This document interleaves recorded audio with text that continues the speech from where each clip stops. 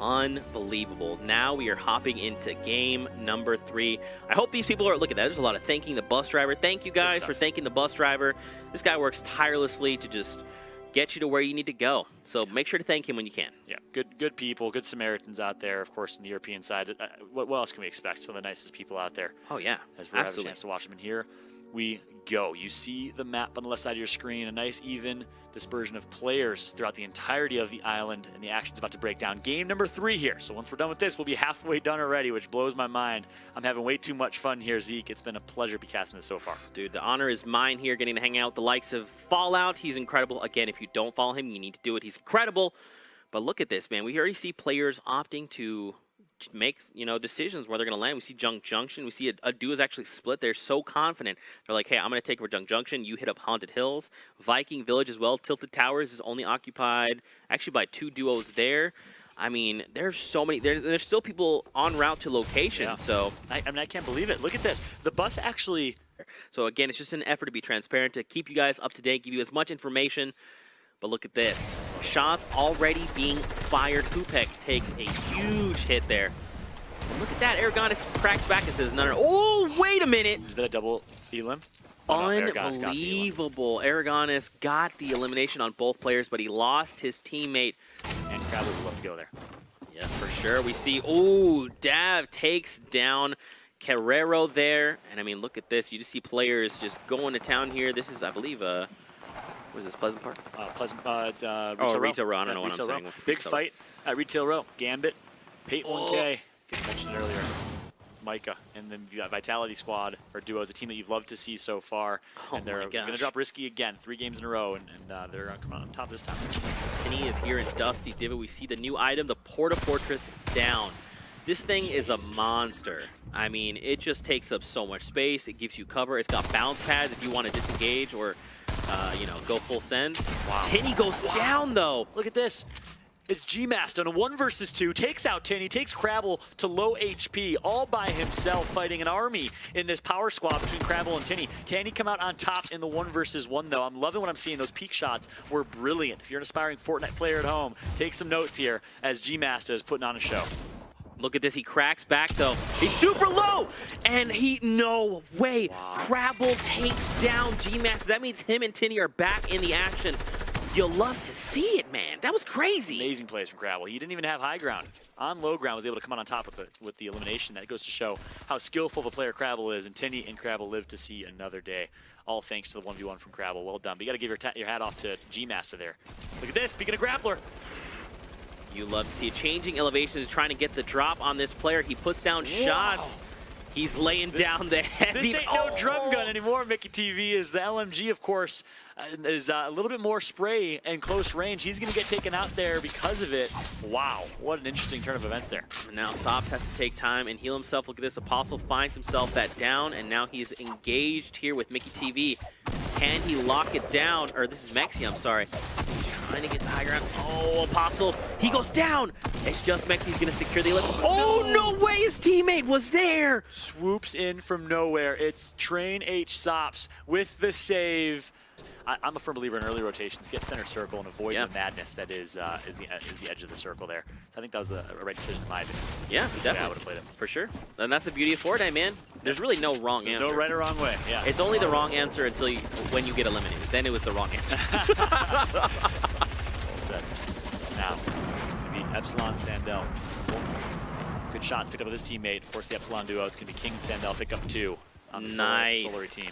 A parallel opportunity for FlyQuest Tinny over there if he wants to engage. And Svenos here, currently going down. He's trying to get the high ground, but gets cracked. Oh, no. And now it's Le and Uran. They're trying to close in on Svenos. They know he is hurt, and they're doing everything they can to just try and down him. But Kinzel's there. Kinzel is playing some amazing support fire, and this is the beauty of duos right there. Svenos is in a world of hurt in a solos game. He would have been completely taken out, but because Kinzel is able to support with some great shots of his own, I think they both get away with. They're both alive here, but no, they're actually on different teams. So the addition of Kinzel third-partying that, nope, they are on the same team. I take it back. I apologize. I thought they had different arrow colors at the top right of the screen, but exactly, that's the beauty of duos right there. So well played by Kinzel, keeping his teammate alive. Unbelievable. And now here we go over to another fight. It looks like there's 3 teams here. Aragonist has gone down, Vatu up top. Oh, and my this gosh. is Mitro, who it looks like has swapped up his skin. He normally runs the Luchadores. Yeah, so not having a reload right there, and his his assault rifle reloaded actually ends up costing him at least the shields of that opponent, but it's okay. He's just going to back out and reset in this scenario. Looks like they're on the hunt. They want these eliminations. Keep in mind, they only have 0 right now for Popsy. Not sure how many Mitro has, but that 4 number is the threshold. They're going to try and get that. Raining grenades right now. That's a scary sight to see. What would you do if you're getting grenades rained on you in real life? You know, in real life? Yeah. Oh, wow. Well, I take out my blueprint. And I built some walls. oh wait, this is real life. No wait, yeah. So I take out the blueprint.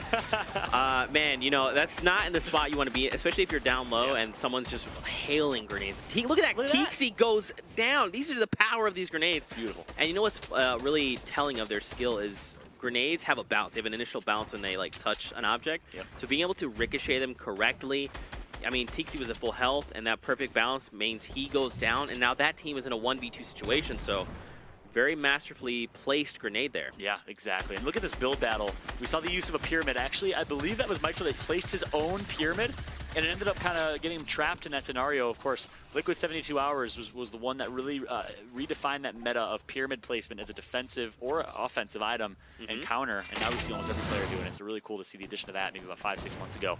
And but right in there, that situation, Mitro placed his own pyramid that ended up kind of costing him.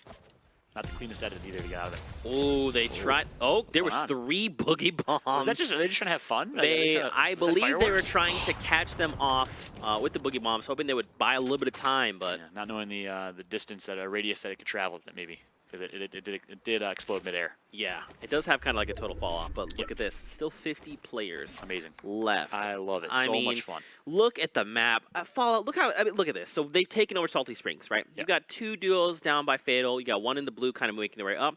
Down in the very center of the circle, you got those 2 blue teams right there. Top mountain. I mean, there's still so many people coming in. And look, there's 2 triangles moving very rapidly in right here. You got to assume they've probably rifted because they are moving. And then the gray on the far left by Shifty Shafts, you have to assume they have a rift to go or something to be able to close that gap because they're playing for a defensive situation right now. Yeah, they're far. Yeah, they are very far.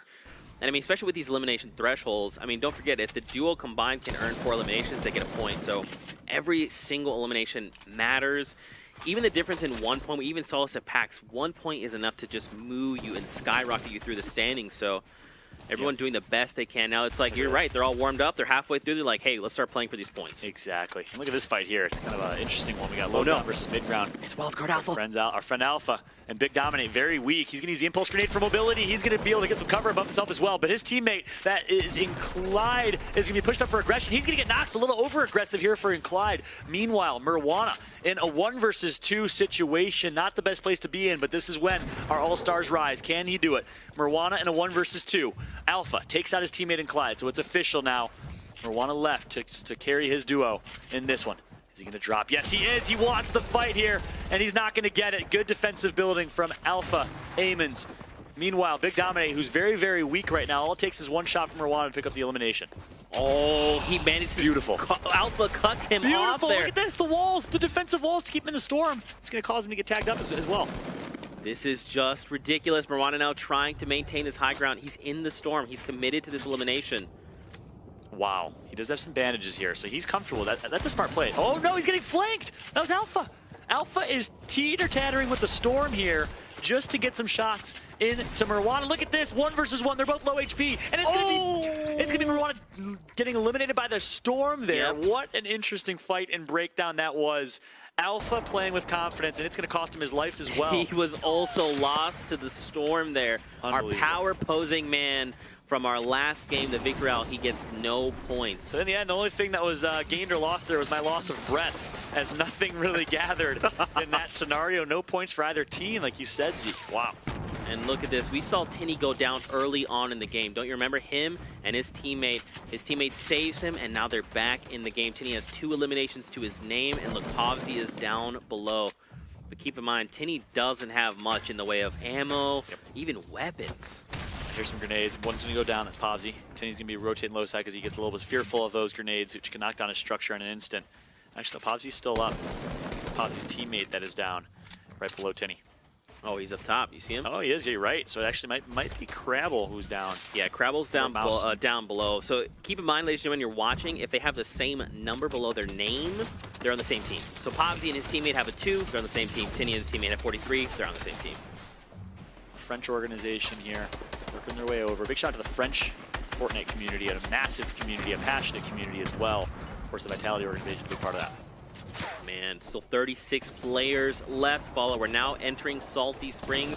This is where things. Oh, okay. So M11 takes him down. And you know, I don't want to say I told you so by any means, but the early rotation helps out and benefits there. The people stuck on the edges, trying to move into that rotation late, are just going to get lasered by the folks that are center circle already. So it goes to show the importance of early rotations, which means get to center circle of the next circle before anyone else.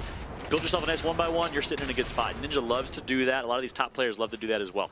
And then you can do what's called gatekeeping, where you just basically wait for someone to come in as their backs are to the storm, and you just put them off guard. You put them in a tough spot, and I mean, as you can see, those, like you're talking about, those early rotations, man, they put you in a really good spot.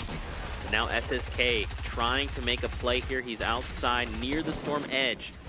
Now jam side finds elimination, which is good. His duo partner. Yeah, playing with the border of fire right there. Not going to take any damage though, so well played. Good job knowing his surroundings right there. Meanwhile, jam side is mid ground. Going to drop low ground, going to turtle up. So when you hear a lot of pro players use that term, turtling, basically like a turtle shell, a turtle in his shell, you're going to get low ground. You're basically getting a nice turtle shell of a 1x1 box on the low ground. Typically it refers to turtling on low ground. It can be anywhere, of course, as jam side is just going to post up and wait for everyone else to fight each other. And as you saw, I believe their duo combined has 6 eliminations. That puts him at that 2-point threshold. That's huge. Big. That's going to give them a ton of points. Now they're on the board. I mean, especially if other people are trying to do their best to earn eliminations and can't. I mean, you know, sub points are better than no points. Fact. Life. Some points are better than no point. I like that. There you go. Yeah, and I think that applies to most situations. Life. Golf. You don't want points in golf. That's fair. That's fair. That's the one place it doesn't apply. Yeah, exactly. On board still with 7, SSK 7. Of course, teammate of jam side. Meanwhile, the Vic sees a fight going on. He kind of wants some action here. Will he go for it? No, he's going to let his teammate spray instead. Some good damage done right there. And look how intense this is. And the stink bomb goes to show the importance of holding on to those stink bombs for late game. Because that's going to get some great damage. That's going to get eliminate down at least. Mitro takes out 1. Madsen takes out Mika. And just like that, it is going to be the Vitality squad, I believe, taken out. And Ukes eliminates Mitro, a Titan. Unbelievable. I mean, this is where things get very hectic very quickly. Look at this. Madsen, going skybound there. And again, man, we talked about it. So here's the thing: EU plays a little differently. They don't play high ground as often as like NA does. NA is always high ground. EU is very close to the ground. They're very methodical. They build. You talked about it, tunneling. Can you tell me a little bit about that?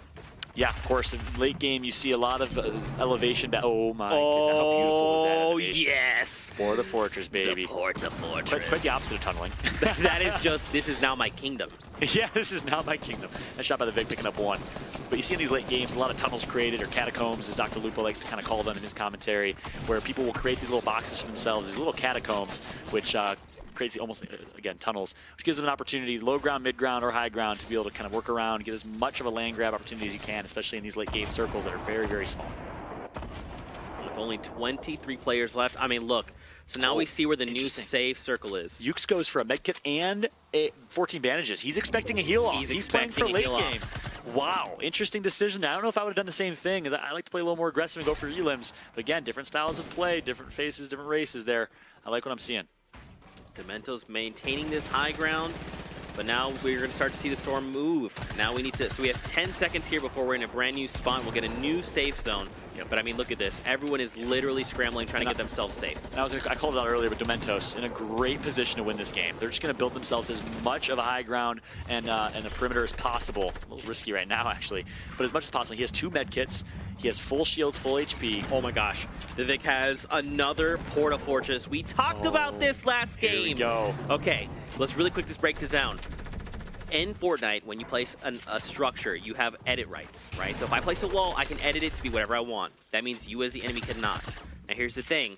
Everyone that is the Vic's enemy can place anything. If he drops that Porta Fortress, that means he owns the entire area. He can edit that entire area. And keep in mind that it's an instant build. Those are instant metal walls going up in a massive space. this is going to be a game changer. Absolute game changer. Yeah, I'm excited to see if that breaks down. I'm going to let you take that away because you've been nailing that point. It's a beautiful point because, of course, it gives you immediate edit rights to every single piece of cover in that area. Dementos, though, I called it out, about 25 people left, now 17 left, still in a great position to win this game as he has 14 bandages and 2 med kits. M1 also has one. Oh my gosh, 2 Porta Fortresses here. It's going to be the Vic that picks out elimination with the shotgun. That's a heavy, gold-heavy shotgun for him, and now he's just giving himself as much of a perimeter as possible, and he set himself up for a nice Porta Fortress use here. Oh, no. He's literally at the very edge of the storm wall. All right, I think it's go time. I think one of these players needs to use a Porta Fortress. It's time. Lay your kingdom down. And was it the Vic, and who else has one? I honestly, it's been so, I can't remember. There's been so much action. 2 members have a Porta Fortress right now. It's 2 separate Porta Fortresses that can be used. And look, he has it out. He has it out. Will he do it? I think he waits for the next circle. The next circle is a guaranteed. You know what he could do? Dimension. So he can use it one of 2 ways. He can use it offensively to set himself a space to move into, or he can do this, and he literally is stopping players. They literally have to break through his metal walls before they cannot edit. Yep. And it's built to 100%. They have completion. Look at this. So now a bunch of players are caught in this thing. They have to break the walls. There's fire left and right. 9 players left. Look. Okay, so it was Soul Ray. They have the second one. It was. And look, they can edit. That's what I'm talking about. You have the space, you have the walls, you make the edit, and you find eliminations. Beautiful. They could not have made you look like more of a genius right there because that's exactly what happened. What a great breakdown of action right now. Meanwhile, it is Dementos that still has high ground. His teammate Kinzel, I believe, was taken out in that engagement. But Dementos, again, someone has high ground over him. That's Saginaw. He's gonna. Oh, that's his teammate. I apologize. I got so excited. I gotta look at these numbers better. I talk about being an observative viewer. I gotta do it better myself. My apologies there, but nice job by Dementos holding high ground. 2 med kits. They're in a great position. Oh, he tried.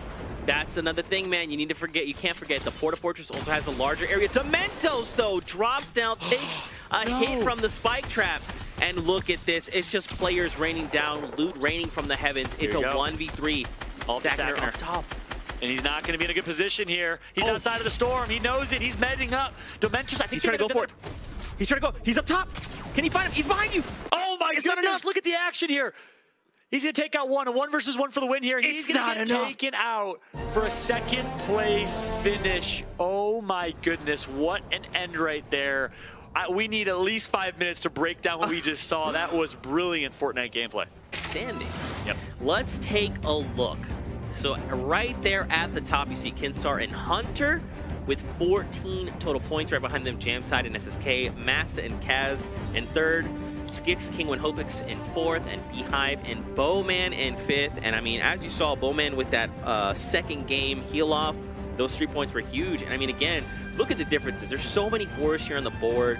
Points. I think a lot of that is elimination based. So awesome. This hold the throne format is really paying off here. You get the additional 2 points if you're holding the throne at the end of your game if you have the most amount of eliminations.